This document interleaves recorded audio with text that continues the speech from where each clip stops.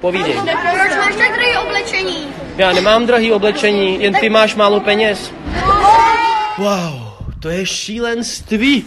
Magořina, já už fakt nevím vůbec, co mám říkat na tom internetu a co říkat nesmím, ale větu, když se mě někdo ptá, že je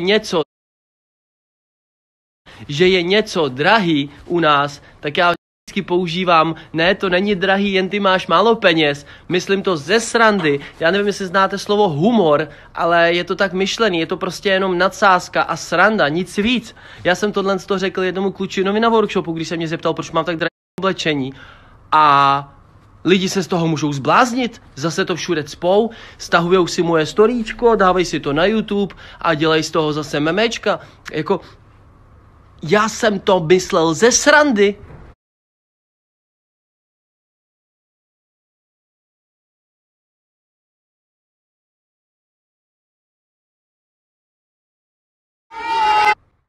Má bejt, ty vole.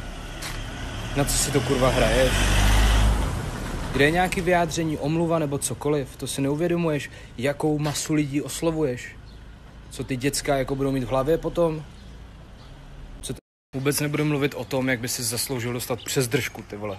Za takovej výplot, za takovou píčovinu, co jsi tam vybil, ty mrtko.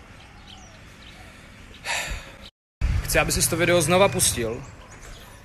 Uvědomil si v té svý skurvený malý hlavě, hloupý, co jsi to vybil za sračku. Veřejně se omluvil za si ty svý prachy a strčil se je do prdele, nebo aspoň přispěl na nějaký dobročinný účely. Rozumíš?